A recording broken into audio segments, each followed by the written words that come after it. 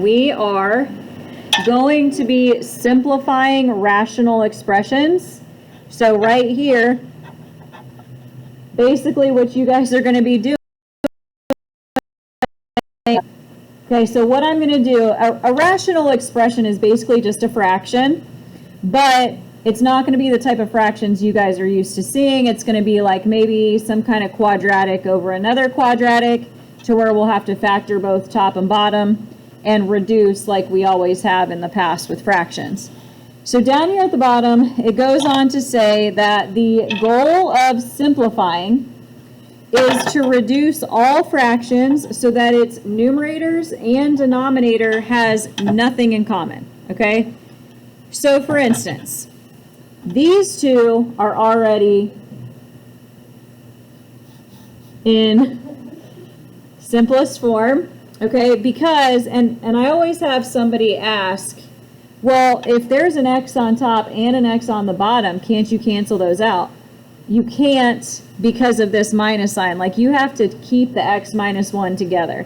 So if I had an x minus 1 up top and an x minus 1 on the bottom, they'd cancel because it's an expression.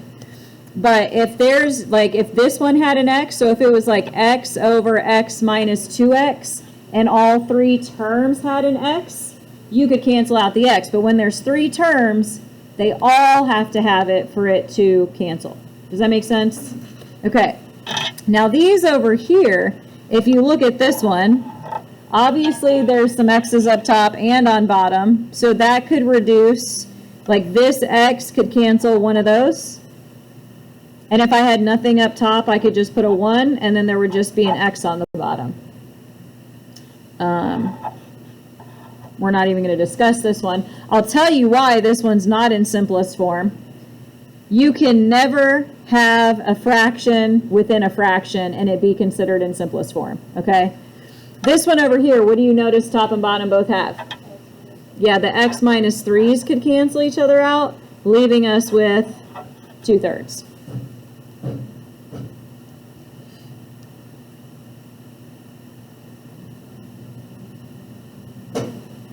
All right, turn the page.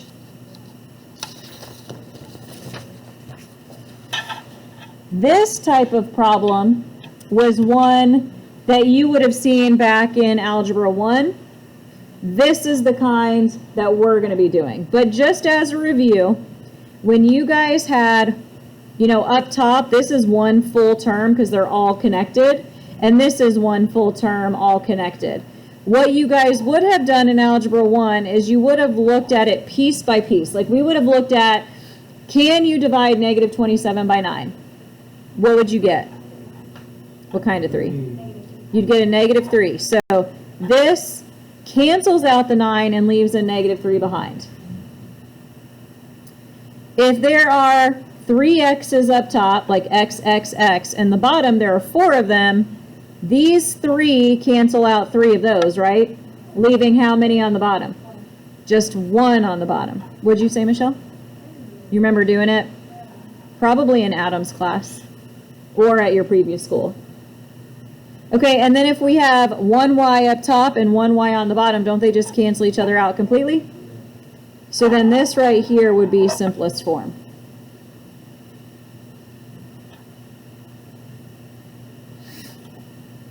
Okay, now, the one over here, looking at this right now, if you have a quadratic up top and on the bottom, I have no idea if they have anything in common unless I factor them. Because what our goal is to break this up into like sets of parentheses and see if there's a matching set of parentheses up top and on the bottom that we could cancel out. So what kind of factoring will we do up top? If it's 3 terms.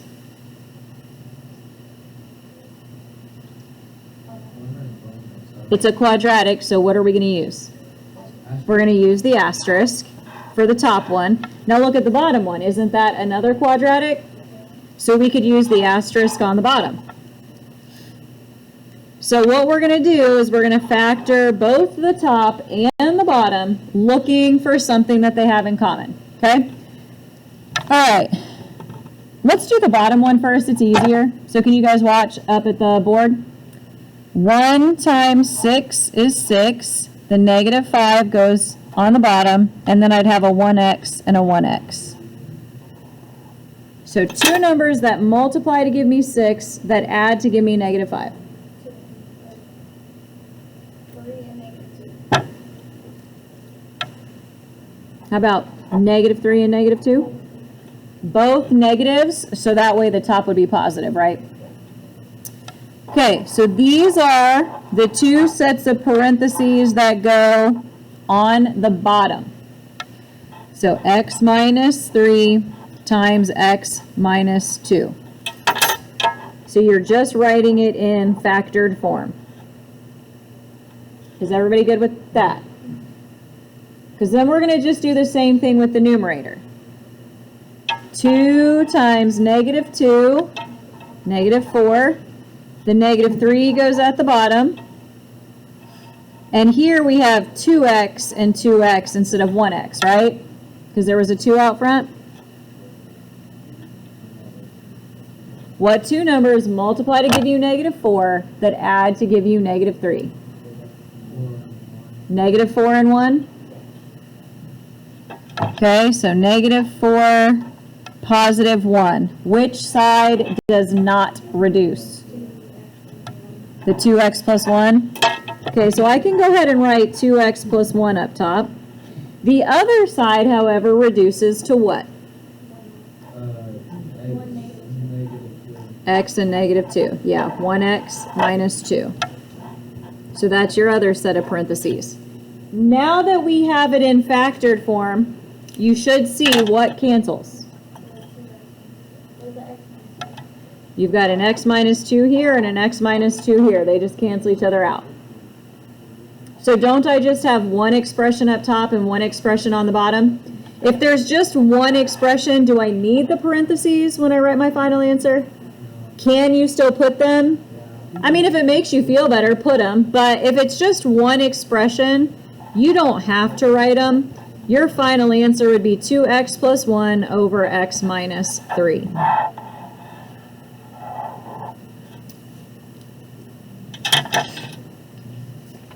Okay, now, before we go any further, there are restrictions. So remember how I said the bottom of a fraction can never be 0. If you look back at this original one, what would x have to be for the bottom to be 0?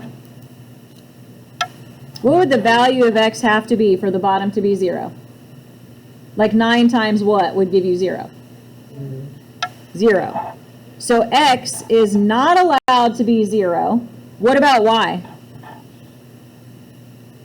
Could y be 0? If y is 0, wouldn't the whole bottom be 0?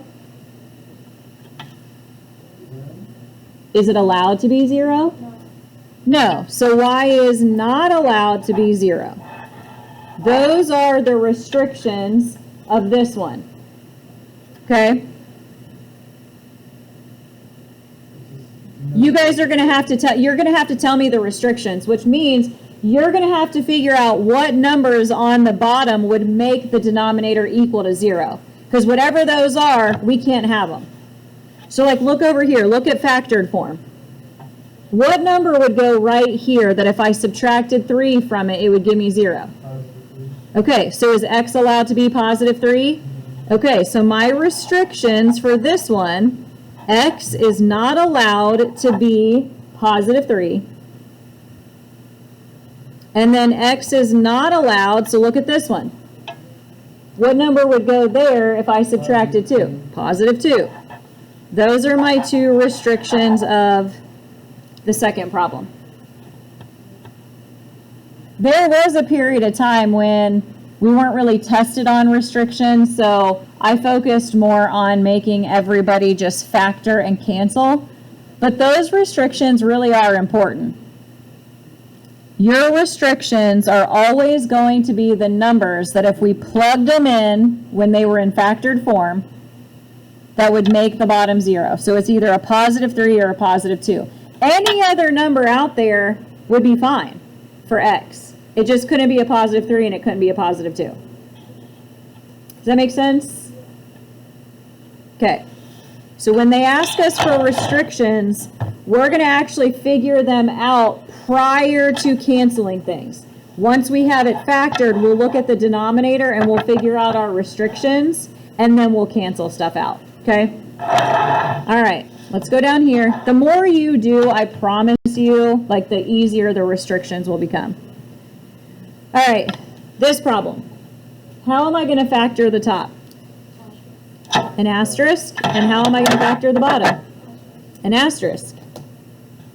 So, here we go. Numerator, denominator. You've got to make sure you keep these straight, because what you don't want to do is factor them and put them in the wrong spot. So for our numerator, we have a 25 and a 10. That's an easy one. You guys should all know what makes 25 that makes 10. 5 and 5. Both positive. Okay, as soon as you factor that, go ahead and write them both up top before you start working on the denominator. That way you don't get messed up later.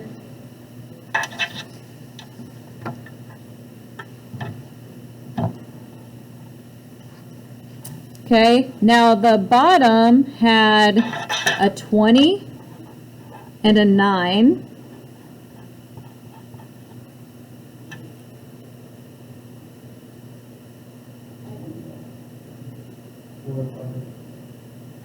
Four and 5, or I heard you say 5 and 4, so yeah. So we have x plus 5 and x plus 4, okay? Now, before we cancel anything out,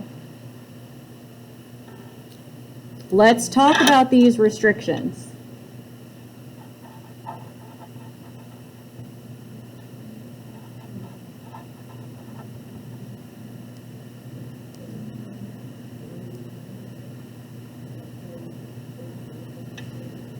What number would make this set of parentheses equal to 0? So it's basically just the opposite, right? So x is not allowed to be negative 5, and x is not allowed to be negative 4. See? Not too bad, right? It's just a little extra thing that we haven't had to do for a while, or at least it wasn't tested. Well, now we're testing it, okay? Now, what can I cancel? Just one at a time.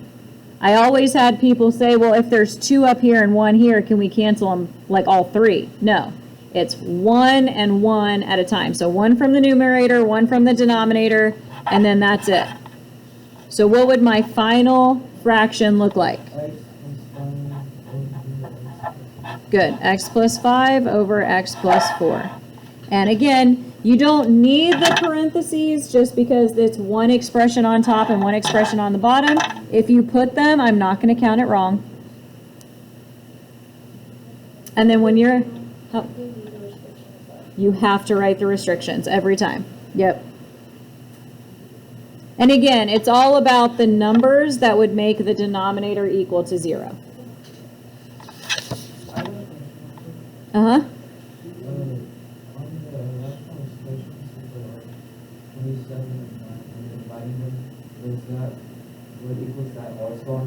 Yes. Yeah, because it would be a whole number. So like I could have put a negative 3 up top and a 1 on the bottom if I wanted to, but if there's a 1 on the bottom, I usually don't put it. You won't even have to do any like that. That's, like I said, that kind is more what you saw in Algebra 1. The whole point of doing this in Algebra 2 is doing the factoring. So you're going to have like either quadratic expressions, or you might have expressions that you have to like factor using GCF. And I will tell you, I try to let you know what type of factoring, because I feel like a lot of times that's what people struggle with. I think you guys have gotten good enough with your asterisk problems that when you see this, you automatically are like, okay, that's an asterisk. When you see this, asterisk. But sometimes these people get confused on. First of all, if you do not see squared, like if you don't see an exponent of 2, it's not difference of squares or an asterisk. Your only option is GCF. Do those two up top have anything in common? Yeah. They do have something in common. So we're going to do GCF up top. What about the bottom? Do they have anything in common? Yeah. Yeah. So we're going to do GCF on both. What are 3 and 12 both divisible by? 3. So you put the 3 first. Then we start our set of parentheses. What would be left over in the parentheses? X minus 4. So both divisible by 3, so you put the 3 out front, and then you actually divide them both by 3, and that's what goes in the parentheses. Bottom, 2 and 8. Both divisible by 2. And then 2x divided by 2 is x. Negative 8 divided by 2, negative 4. Okay, before I go any further, what's my restriction? So x cannot be positive 4. Good, that's your restriction. I left some space because I'm going to put my answer right above it. What cancels? X minus 4s. So what's my final answer? 3 over 2, 3 halves. Yep. 3 halves, and x is not allowed to equal a positive 4.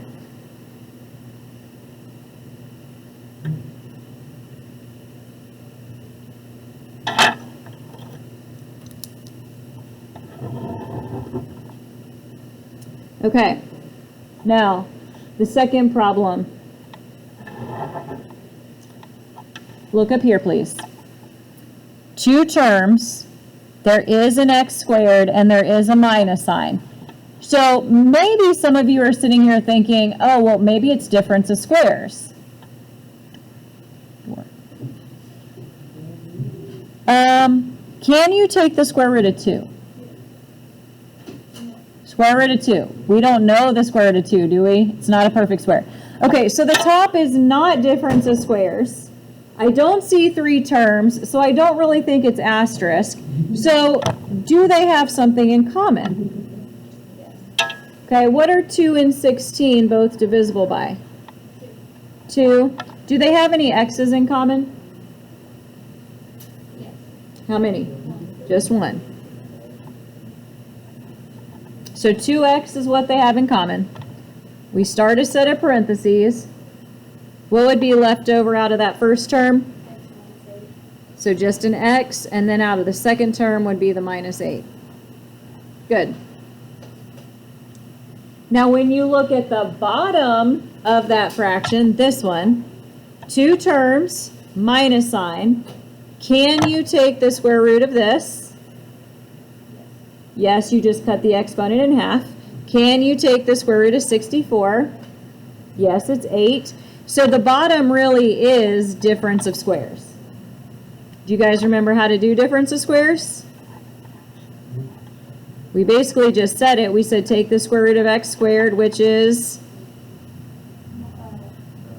x. So you put an x in each set of parentheses. What's the square root of 64? 8. So you put an 8 in both set of parentheses, and what goes between them? 1 plus, 1 minus. That is difference of squares. That's how you factor using difference of squares. Okay, now before I go any further, restrictions. Ow. Sorry. X is not allowed to be positive and negative 8, right? This one would be the negative 8. This one over here would be the positive 8. Good job. So those are the restrictions. And now we can go ahead and cancel out whatever cancels. What cancels? X minus 8. Those are gone. So it looks like we have a 2x in the numerator and an x plus 8 in the denominator spot. And let me just reiterate to you guys, the only way we could cancel out, so look, the only way we could reduce that 2 and 8 is if that one was also divisible by 2. The only way we could cancel out those x's is if this one had an x, and it doesn't. So all three terms would have to be divisible by the same thing to reduce it any further, okay? All right, you guys are doing a good job so far. Okay, let's take a look at the next one. What am I using up top? Okay. So we have -8 and -2. So this is an asterisk problem. What two numbers would multiply to give you -8 that add to give you -2? -4 and +2. See, this is the reason why I usually tell Adam, do not pass anyone on to Algebra 2 who cannot factor. Because you guys have to factor in here all the time. And it's really nice when you guys are that quick with it. I mean, I know some of you still struggle a little bit, but overall, I think you guys have done pretty well with factoring. Okay, so there's my numerator. Now my denominator right here, the 3x plus 6, there's not even an x squared. So that means no difference of squares and no asterisk. That just means GCF if we can. Can they, or do they have anything in common? A 3, right? So when you divide them both by 3, you get x plus 2. And before we cancel anything out, let's just say what our restriction is. It's just one number. X cannot equal -2.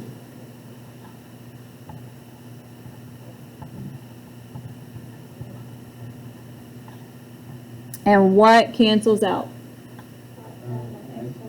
X plus 2 and x plus 2, leaving x minus 4 up top and a 3 on the bottom.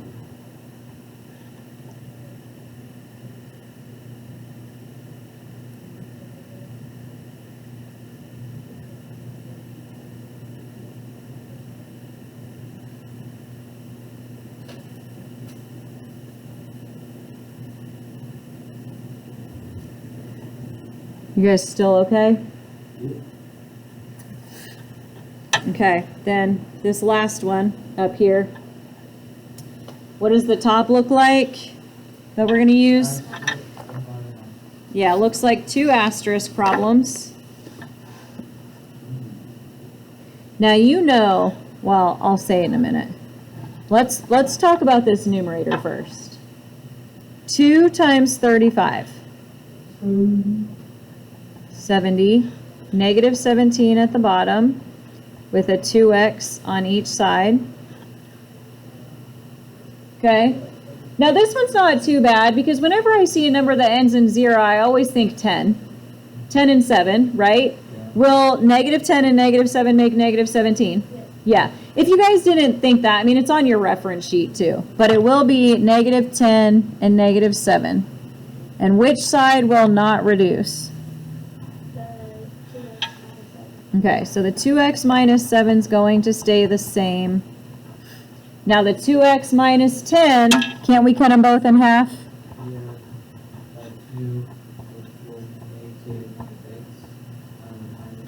X minus 5, yep. Okay, the numerator wasn't too terrible.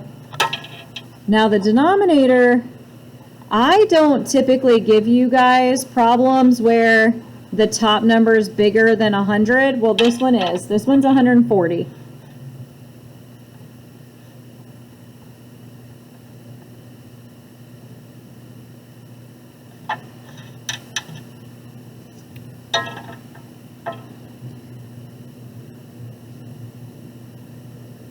Oh. Try 4. 4 and 35. It is 4 and 35. And are they 2 positives or 2 negatives? -5. Or negative 35. I said 2 positives or 2 negatives? 2 negatives. They're 2 negatives. It's okay. And then the 7x minus 4 won't reduce, right? So 7x minus 4 stays the same. Now the other one will reduce. And just a little hint. Can you guys look up there real quick? Do you guys think I'm ever going to give you a problem where I'd make you do all this factoring and then nothing cancels? I mean, right now, this won't cancel with this won't cancel with anything. This right here better reduce to like this, shouldn't it? Yeah. Otherwise, nothing would cancel. Well, there you go. They're both divisible by 7. X minus 5. Okay, so then before we start canceling, let's talk restrictions. One of them is easy, the other one is a 2-step. So like this one, I know you guys know. What number would this be? -5. So that one could not be a positive 5, right? So our first restriction, we cannot have x equal to positive 5. Now the other one, you see this? This is a 2-stepper, right? If I were to set this equal to 0, it wouldn't just become positive 4. Wouldn't we still have to divide by 7? So it'd be 4/7. Now I would probably write that out somewhere. I'm gonna go back up here and I'm gonna do 7x minus 4 equals 0. That's how I'm getting the 4/7. So x is not allowed to be 4/7. So if you guys ever run into a problem where you have to do restrictions and it's not a 1x, if it's a 2x, a 3x, a 7x, you might want to write it out and work it out yourself instead of trying to do it in your head.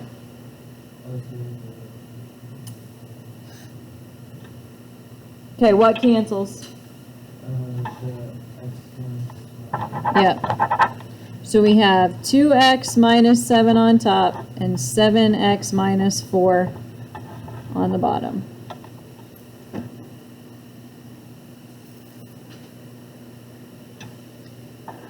Okay, you guys feel okay with those? For the most part? Wasn't that fun though, factoring just one numerator, one denominator? Right. Well, what if I give you a multiplication problem where there's 2 numerators and 2 denominators? How many potential places would I have to factor?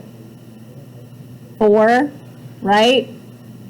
I mean, up here we had to factor top and bottom. That was 2 places. If we have a fraction here and a fraction here, doesn't that mean potentially I would have to factor all 4 spots? Sometimes we won't have to. Sometimes we'll luck out. They'll be nice to us. And like if it was just x plus 4 doesn't factor. It's just an expression. So I would have only had to factor 3 places. This one's already factored for us. So I'm just going to show you an example. If you have this fraction times this fraction, anything across the top, no matter which fraction it comes from, can cancel anything across the bottom, no matter what fraction. So it could be straight up and down, or it could be diagonal, just as long as it's top and bottom. Okay? So like the x plus 4 could cancel that x plus 4, right? And then this x could cancel this x, but that's really all that would cancel. And I mean, I'm not going to work these out. These are just examples. But notice here, I'd have to do an asterisk, asterisk, asterisk, GCF. I'm not going to do them here because we're about to do several examples together. But this right here is the type of stuff that we're going to work with next. Multiplying rational expressions. So you're going to have 2 fractions. We are still going to have to do restrictions once it's in factored form before we start canceling. Okay? All right, so we've got 2 multiplication problems we're going to do, and then 2 division problems. So here we go. Make this one big dot. They said multiply this and this, so I'm just going to go ahead and put a dot there so you know it's multiplication. Now, let's talk about these. What kind of factoring up top?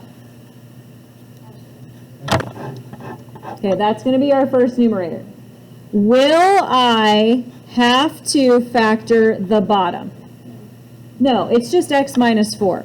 So look, I like to set my two fractions up, and whatever piece does not factor, I'm just going to go ahead and keep it. What kind of factoring would I use here? They don't have anything in common. Two terms, minus sign, difference of squares. Difference of squares, they're two perfect squares. And what am I going to have to do on the bottom? Asterisk. Yay! We get to factor 3 places. Okay, so 2 times 3, 6, 7 at the bottom, 2x, 2x. Now this right here is our first numerator, so you guys just got to keep all this straight. You got to remember which piece you're factoring, so be organized. What two numbers make 6 that add to make 7? 1 and 6. Okay. 2x plus 1 will not reduce. The other side will. To 1x over 3, so x plus 3. All right, good. The entire first fraction is done.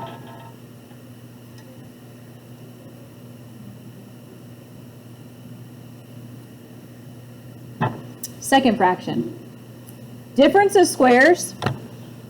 Look, square root of x squared is x.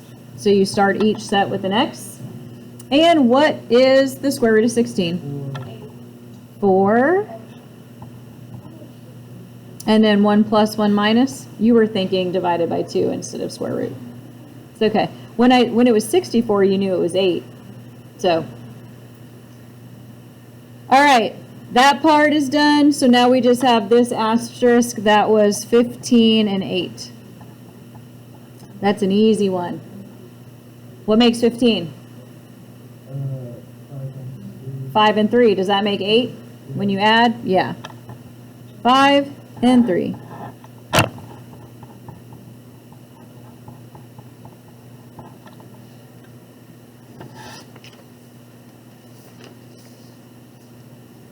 Okay, so before we actually start canceling out, let's do some restrictions over here. What number would make this 0? What number? Negative. No. Positive 4. Okay. What about this one? Negative 5. -5. And what about that one? Negative 3. -3. There are your 3 restrictions. It cannot be -3, -5, or +4. And then let's cancel. This is the best part. This should be the most exciting part right here. X plus 3. Sorry, I started with the x plus 3. And then you said x minus 4. Anything else? No? Looks like that's it, right? Okay, how many expressions do I have up top? I have this one and this one, right? And if it's a multiplication problem, you just keep them side by side. Do they have to have parentheses? Yes, because there's more than one expression up there. So I have 2x plus 1 times x plus 4, and then what's on the bottom? X plus 1. And does that need parentheses? No, because it's just one single expression. There you go. So 2x plus 1 times x plus 4 divided by x plus 5.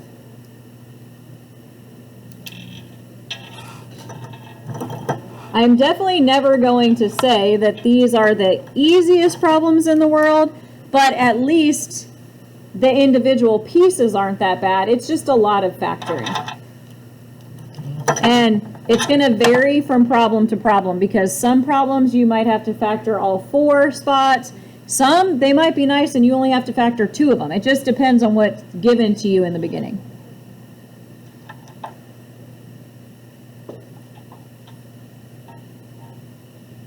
All right, one more multiplication, then we'll switch to division and then we'll be done with this lesson. Okay, what do you guys think about this top right there? What kind of factoring?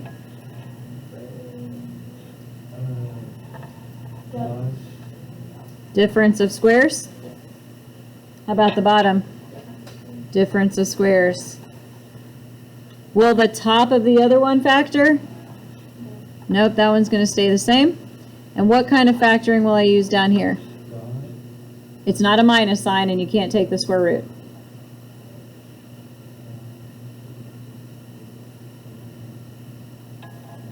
It's not asterisk, is it? Okay, so what's the other one? GCF. They obviously both have an A, don't they? Okay, so they have something in common. All right, so when we get this set up, I'm going to go ahead and put A plus 1 as my second numerator because that one is not factoring. That one is just staying as is.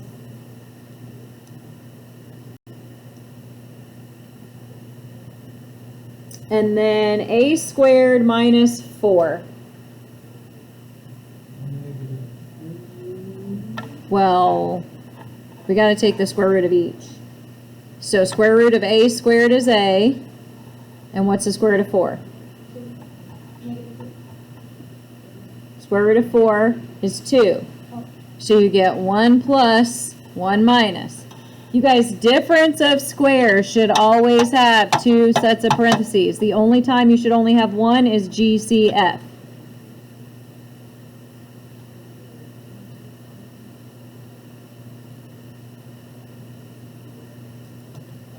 Okay, the bottom. A squared minus 1. If you guys are using difference of squares again. Yep, A plus 1 and A minus 1. Good. I like difference of squares problem. They're easy to factor. As long as you can remember how to do it, square root each, make 1 plus, 1 minus.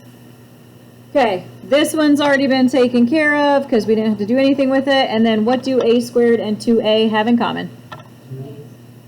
They have an A in common. And in parentheses, what would be left? A plus 2. All right, now before we do anything else, let's do our restrictions. And then we'll get all kinds of stuff to cancel. Now, I want you to notice, look up here. Look, look, look, look. 1, 2, 3, 4. There should be 4 numbers that are restrictions. What would this one be?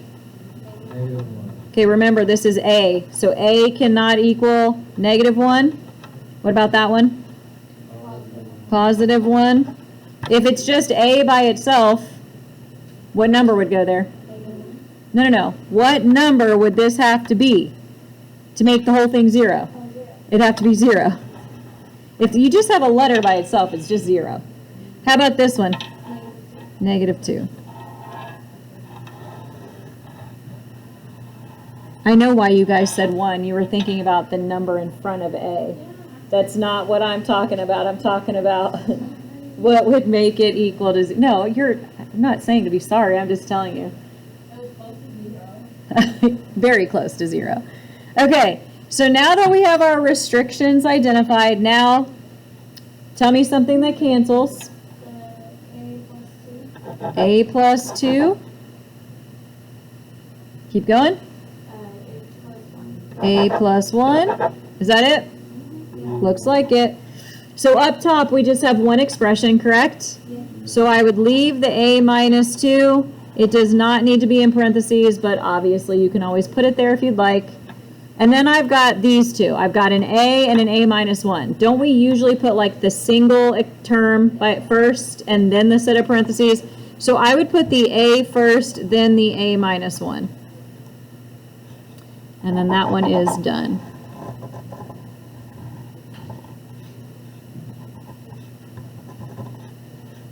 Yay, multiplication. Hmm. Well, we only have 2 more to go. Yeah, I bet you they're the worst. No, they're just like multiplication. Okay, so back in 5th grade, when you guys learn how to multiply and divide fractions, can you look up here, please? If you guys were ever given like 1/2 times 3/4, you were just told to multiply straight across, right? Okay. And then you'd reduce if you could. When they taught you division,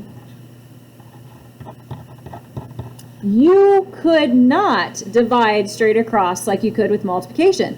So your teacher would have said, in math, we do something to change this into a multiplication problem, because multiplication, we could just go straight across. So they would tell you to multiply by the, what do I do with this fraction? Flip it. What's that called?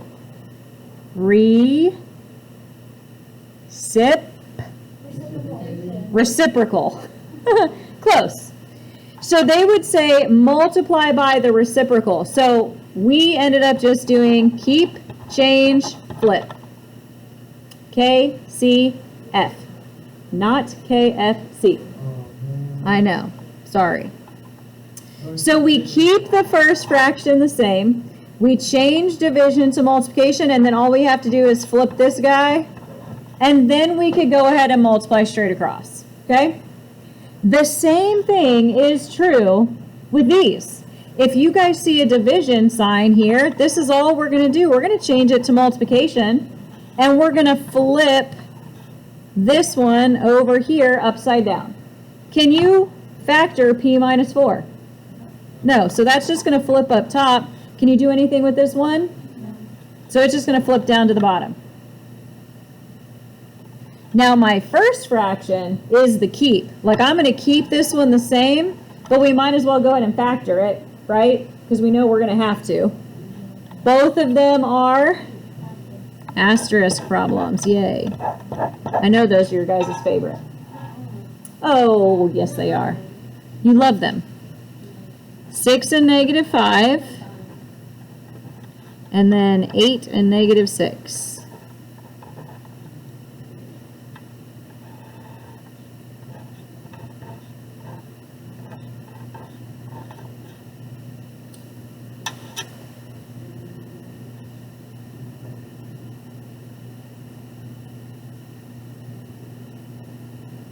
What do you guys think? No. These have to have the same sign for that to be positive. It's not one of each. They're either 2 positives or 2 negatives. So they're both negative, and what are they? 2 and 3. So we have p minus 2 times p minus 3 up top. Okay, now on the bottom, -4, -4. good. Same kind of problem, positive up top, negative on the bottom means 2 negatives, and it's negative 2 and negative 4. P minus 2, P minus 4. And before we start canceling stuff out, because almost everything cancels, a lot cancels from this, we need to do our restrictions now that it's in factored form. P is not allowed to be what 2 numbers? Good. Positive 2 and positive 4. So you guys are pros at those now. Pros at those. Well, but that doesn't have a letter with it, right? If it said 1P, then we'd have to say 0. We'd have to say P couldn't be 0, but that's just a number. All right, what cancels? P minus 4 and P minus 2. What is the only thing left up top? P minus 3. Do you ever have to put a 1 on the bottom of a fraction? If the only thing left is a 1, I don't need it. Could you put it? Sure. If it makes you feel better, you can put it there. It's not necessary. I ended up just writing my final answer as P minus 3. See? Division's really not all that bad. We just turn it into a multiplication problem. So if you guys were comfortable with the multiplication ones, this is just more multiplication. The only difference is step 1. Keep, change, flip, then everything else is the same. Okay, one last problem. You want to try to do it on your own? Try it. I'm going to freeze the screen. Just don't forget to change this to multiplication and flip this one upside down. This one over here is your keep. Just try it. See, there's actually only one spot that you guys even have to factor. This one's nice. They were nice to you on that one. Because 3 sections or 3 spots do not factor at all.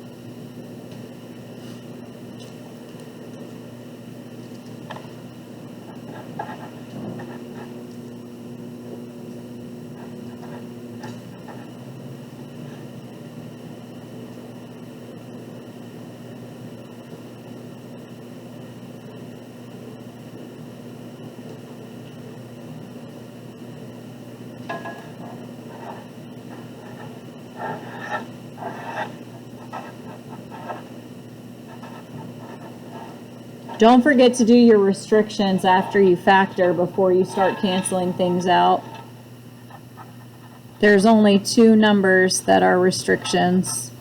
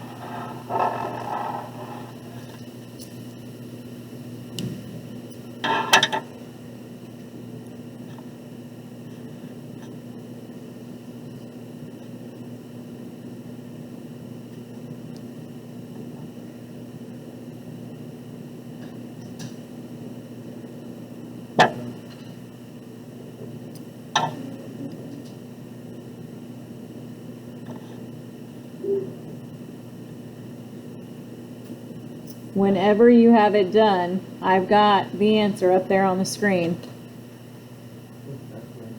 Huh? Good.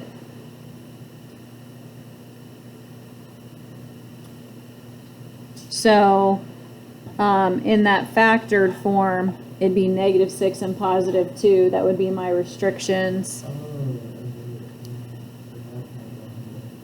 What, the restrictions? And then the only thing that cancels is n plus 6 from the top and bottom. So you're left with n minus 7 over 10 times n minus 2. And that right there is the end of simplifying, multiplying, and dividing rational expressions. It used to be 2 separate lessons. Like the first lesson would be all just like one fraction, factoring top and bottom, and then the second lesson was multiplying and dividing. But they all basically are the same thing, so we just threw it all into one big lesson.